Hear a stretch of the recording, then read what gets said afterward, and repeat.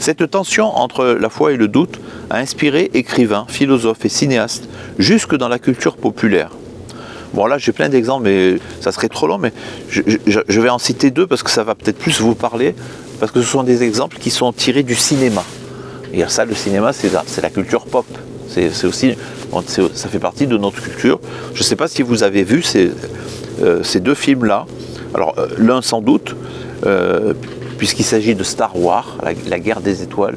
Mais sinon, vous avez aussi un film que je vous encourage aussi, que vous devriez avoir vu, c'est Les ailes du désir. C'est un film de 1987 de Wim Wenders, qui a d'ailleurs été, il y a eu un remake, et c'est La Cité des Anges. Quelqu'un a vu La Cité des Anges? Il faut voir, hein, La Cité des Anges, c'est avec John Cage. C'est un film extraordinaire. Alors, Les ailes du désir, un ange observe les humains et choisit de devenir un homme. Ça, c'est le thème. C'est une fiction, évidemment. Hein. Sans savoir ce que cela implique. Vous voyez, c'est un ange qui choisit de devenir un homme. C'est pas possible dans la réalité. Hein.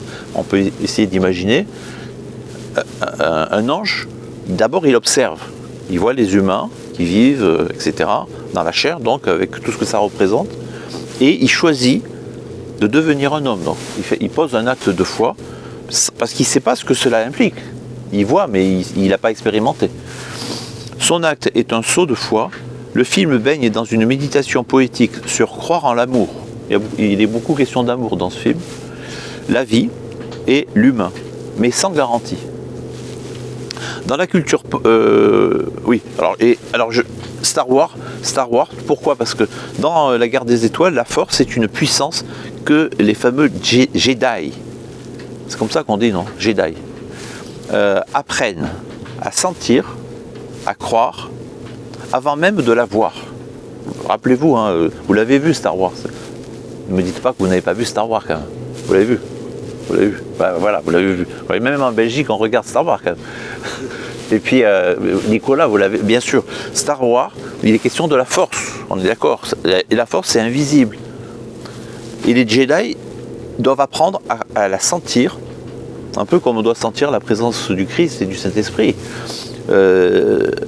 Ils doivent y croire. C'est pas si évident que ça, d'ailleurs, on le voit bien hein, dans le film. Avant même de la voir, Luke Skywalker, qui est le héros de la trilogie. C'est plus qu'une trilogie d'ailleurs, parce qu'il y en a eu 9, il y a eu 9 épisodes, c'est ça. Hein. Le héros de la série, on va dire. À un moment donné, on voit qu'il ferme ses yeux pour laisser la force le guider. Et c'est une image moderne du croyant qui voit l'invisible. Après, il y a plein d'autres exemples, hein, mais il faut bien comprendre que notre texte ici, il a inspiré en fait notre civilisation.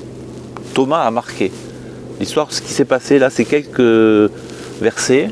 En réalité, on les voit en arrière-plan, en arrière-fond de beaucoup d'œuvres, que ce soit littéraires, philosophiques, cinématographiques, etc.